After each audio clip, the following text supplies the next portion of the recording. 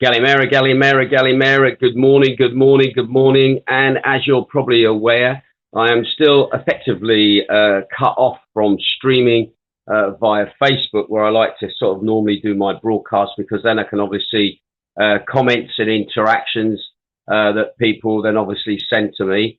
So I'm having to restream through Restream. Hopefully, this may be going up onto all the other platforms, or it may not be. But anyway, I'll crack on with the news of what's going on. Unfortunately, whenever I stream via this medium, I can't seem to be able to switch my camera around to be able to actually show you anything. So unfortunately, that's the real estate today. Beautiful sunny weather. It's still very, very hot. Pussycats are getting a bit grumpy with the heat, I think. But going to go back inside and just do the news from inside. But anyway, the weather at the moment, it is temperature today, according to Amanda, is going to feel like 30. It's going to be 33. It's going to feel like 35. There's a national heat wave as well that's on the way as well. Thank you for that, Amanda. It seems the meteorological service here, try saying that in the mornings, said that from Monday on the mainland, temperatures are going to start to rise between 35 to 37. And it's going to keep on going up right the way through until Friday. And again, I think it's probably going to get hot here as well. And when they say it's going to be 37, it's going to be a lot hotter than that, because that's the average it's going to be. Airport yesterday, Jane was there yesterday, and guess what? There was an arrival of an Irish flight from Dublin, which hadn't been on the schedule. So that was a bit of a surprise. So once again, to all the Irish that have arrived, lovely to have you back. Lovely to see you here. And again, that's a bit of a positive for us here on Zakynthos. Anyway, looking at the arrivals for today, I found a new way of getting the arrivals up. We got a flight from Turin at Manchester. We also have a flight in from Doncaster as well. Tui, that's due in at 11:30 according to the schedule here. We also have a flight in with Jet2 from Birmingham. Nice to see Jet2 on their way. We also have a flight in from London with Ryanair. That's at 11:40. We also have a flight in from Manchester at 12:10 as well, and that's a Jet2 flight as well. So that's a few flights in from the UK, which is obviously making things a bit better. Anyway, when it comes to the infection rate within the last 24 hours, it's gone down a little bit. New infections at the moment, 1,553 across the country. That was down from 2,472 new infections on my previous report. 8 new cases were identified at checks into the country. That's down, which is good, on the 13 that were identified previously. Now, when it comes to the stats then on locations and infections, Mykonos, as I'm sort of keeping an eye on Mykonos at the moment because it's so much in the news, 27 new cases detected on that island. Rhodes, where Steve Kimberley is at the moment, he's telling there is 58 new cases there on Rhodes, so still quite high. New cases in Macardo, 5 new cases on that island, which is a small island in the Ionian and one of our neighbours. Corfu has had 24 new cases within the last 24 hours. The prefecture of Kefalonia, that's only had 1 new case detected within the last 24 hours. And Zakynthos, I'm afraid we've had 11 new cases being recorded here in the last 24 hours. That means for the month of July, we've had 169 cases here on the island. Now, when it comes to deaths across the country, that number seems to stabilise yesterday. I reported to you 8 deaths previously, have been another 8 deaths. Again, that brings the death toll now to 12,898 since the pandemic started. Average age of those people was around about, the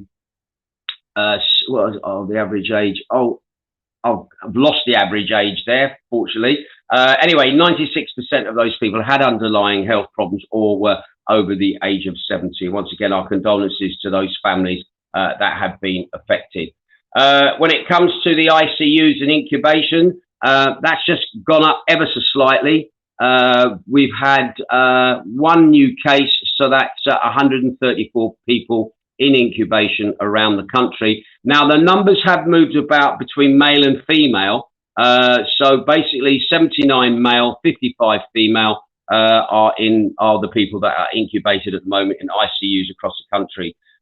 Once again, 900 is the benchmark. That's how many beds Greece has to deal with people in an incubated state. And so that means that there's no real pressure, from what I can see, on serious cases of COVID at the moment. Now, today's news, some of this is just literally fresh off the press. The health minister has issued, the Greek health minister has issued a fresh appeal for young people, but also for citizens over the age of 55 to get vaccinated, noting that online platforms for 12 to 15-year-olds should be ready by August. Anyway, speaking to Sky TV, Zakynthos said that the vaccine for 12 to 15-year age group has been approved, and an announcement would be made soon about how the procedure will start. Γεια σας.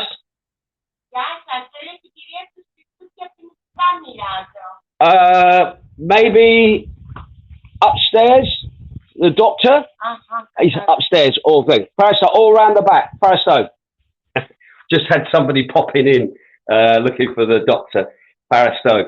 Right, looking for the doctor.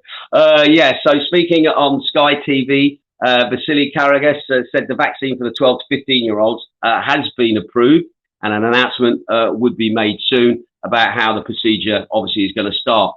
He also noted that about 30,000 vaccination appointments had already been made for teenagers aged between 15 to 17. Once again, just to remind you, because they are minors, it will be parents making those appointments.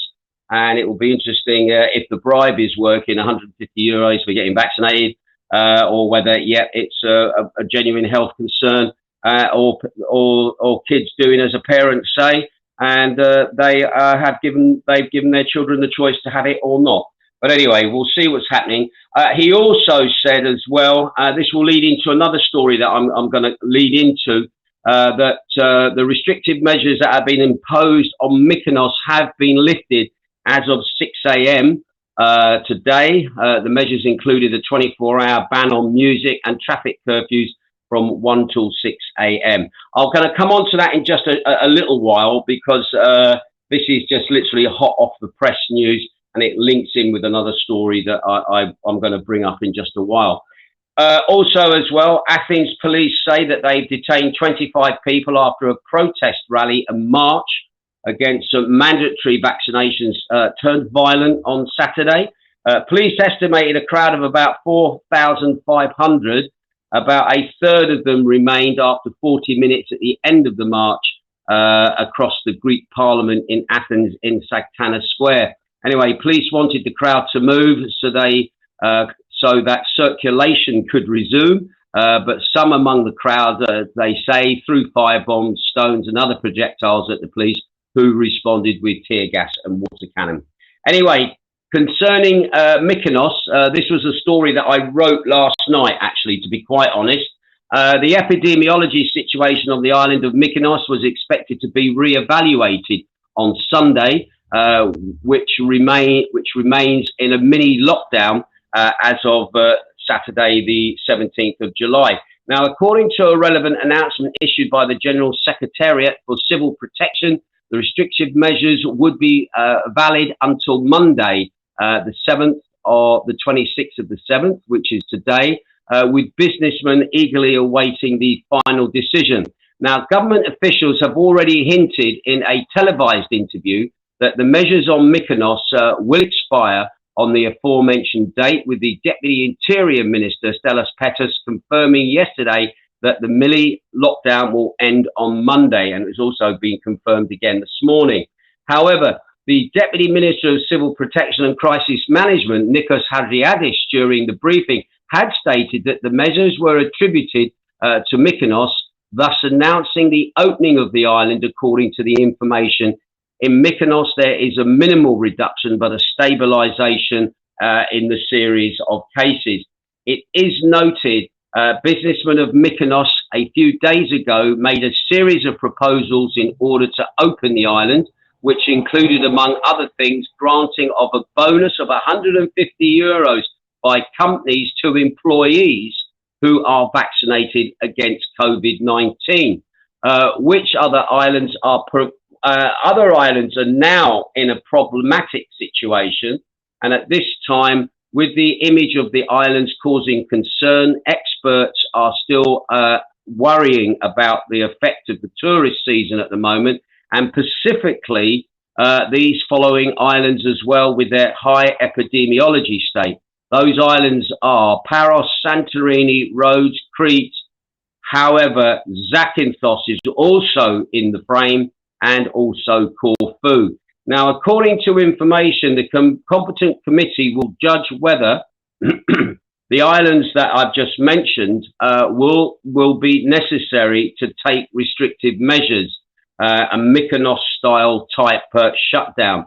It must be recalled that the mini lockdown on the island of Mykonos included a music ban through a 24-hour period, and also a traffic ban, and also obviously their curfew from 1 o'clock till 6 o'clock. Now, I am absolutely worried that if this comes into play, first of all, these lockdowns don't work. Let's get this very clear, and let's get this very concise. By sticking a music ban on, and by saying there's a curfew starting at 1 o'clock in the morning with people on holiday, I'd love to know how that was working in Mykonos, because at the moment there's been no news I've seen anywhere about whether this curfew that they imposed in Mykonos was having the same effect as the curfew that we had here last year, where we had a midnight curfew and people were just wandering the streets aimlessly, going down to the beach, causing all sorts of problems in those areas. The police stayed well out of the way last year when that situation was on, and were more interested in booking bars and booking restaurants for being open past the midnight curfew, or having a light on past the midnight curfew. So let's get this very clear. You've got people on holiday who paid a lot of money to come away, and then they're being told that, sorry, we can't put your favorite tune on in a bar because you might spread the virus listening to music, because you have to raise your voice to be heard. And then again, you're saying, right, 12 o'clock, 1 o'clock, whatever, it's time now for you to go to bed. You must go. It doesn't work. And more problems were created through that, rather than keeping people in a controlled environment, being able to stay for as long as they like until they've had enough, and then they would go back to their accommodation. I really am worrying that this stupidity of thinking that lockdowns work when it has been proved that they do not work, and what's more, that will have a detrimental effect on the economy of Zakynthos at a time when it just basically cannot afford basically the luxury of having a lockdown. All right, so again, we'll keep an eye on that. Anyway, one good thing about this, nothing was said about a curfew by the news that's just come fresh this morning. Maybe there might be more information on that later in the day, because that news was very early. Intensive checks are still going on here in the Ionian Islands by the police directorates for the enforcement and implementation of measures to prevent coronavirus. It seems in the early hours of Sunday morning in Laguna, 2 violations were confirmed with cafe bars, and fines were also given to those 2 locations. Both fines were for €5,000 and a 7-day closure. And what they were shut down for was basically non-compliance with distances between table seats. So basically too many people in their venue and too close together. So once again, be careful. They are out and about. They were out and about last night in Sillaby, and they are out enforcing the law. In addition, coffee bars in Laguna, again, they were done yesterday, both in Zakynthos and Corfu. There were 2 violations confirmed, basically for the serving of customers, where customers were seen to be standing inside the venue. Once again, please, please, please, when you go into a bar, when you go in somewhere, you must sit down. You mustn't walk about or be seen to be walking about. Those 2 venues ended up with a €2,000 fine and a 7-day closure as well. Can I just say that last night in Magdalena's, we had a group of 4 people who came in. Unfortunately, they were of British or origin, who basically thought that they had the right to dance around and basically do what they like in the venue. They were asked repeatedly if they would sit down because they were putting us at risk. And then obviously then the penny dropped and they left. So please, just because you're on holiday doesn't entitle you to break the rules for us, because not only do you put us at risk, you put yourself at risk as well with a fine as well. And do you know what? Every other nation at the moment is following the rules in regards doing what they have to and staying within the rules and making the best of it. But I just get really ticked off that the people come in and just basically it's all about them, not about us as a business trying to survive. It's all about them having a good time and want to break the rules. And do you know what? There's the door. Go through it. Don't bother coming back because we don't want your money. You're a risk and we don't want it. All right? Fair enough. Okay. During the same time, Corfu, also, Zakynthos had 4 violations. Corfu had 9 violations. There were 3 violations in Macardo. There was 1 in Kefalonia. Basically, police booking employees inside of venues, inside of stores, again, for not wearing masks. And again, €300 fines were imposed on those people in those venues. So as you can see, we are still being very heavily policed at the moment. And we're just basically playing the game because we don't want the fines, all right? And I don't think you want the fine either.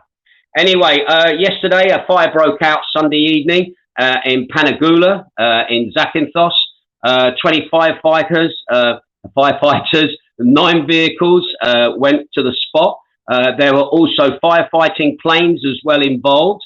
2 of those were actually involved, 2 firefighting planes. And we also had one of the Sky Crane firefighting helicopters, the big Sikorsky's as well, that were fighting the fire. Now, the fire actually got as close as the church in Kalamaki, not the church down in the middle of Kalamaki, but on the outskirts of Kalamaki, there is a church up there, which is called Algamis. The fire got very, very close to that church. And I love the way that the intervention was written about, that salvation of intervention came via the air. That's the Greek term of saying basically the helicopters turned up, the firefighting planes turned up, and they dropped their water, effectively stopping the church from catching fire. So once again, please, please, please, just be very careful when you're out and about with your cigarettes and your fag ends, flicking them away. Or if you're out picnicking or having a barbecue, please be very careful that you do not cause a fire. And at the moment, we do have fire warnings in place.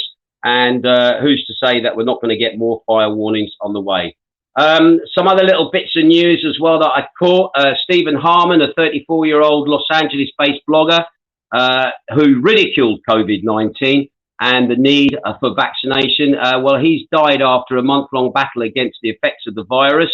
Also, as well, health officials in Greece are concerned at the continuing daily increase in admissions to the country's hospitals, with the majority being unvaccinated patients with the Delta variant of the virus proving to be the dominant pathogen. So again, those were 2 little extra bits of news. Once again, condolences to Stephen Hammond's family. I'm not sure what the story is behind him about his ridiculing of COVID-19. One thing I have never done is ridicule COVID-19. I've known people who've lost friends and family through COVID-19. I do know people who've been affected by COVID-19, But my thing is this: it's your right to have the vaccine. That's my mantra. My right to choose whether I have the vaccine or not. I'll take my chances with the virus. If I catch it, I catch it. If I don't catch it, well, I'm okay. But at the moment, I've never ridiculed COVID-19.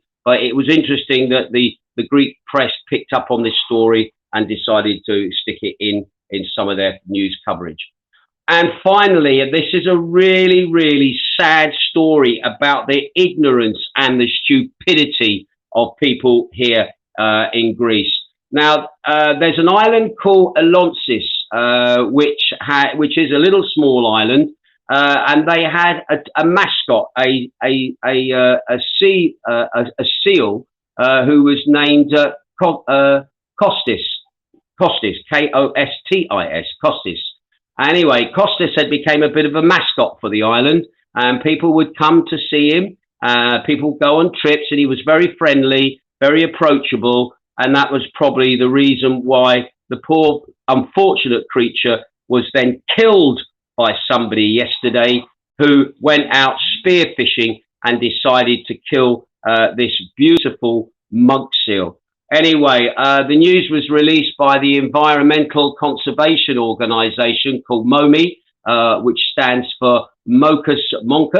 Anyway, they said, unfortunately, again, it is proven that the human wickedness and stupidity has no limits. That's what they've written in their press release. Anyway, MOMI put their press release out on Facebook. They said, we have been informed today that the young monk seal Kostis, who is recently had become a mascot for the island, was deliberately killed.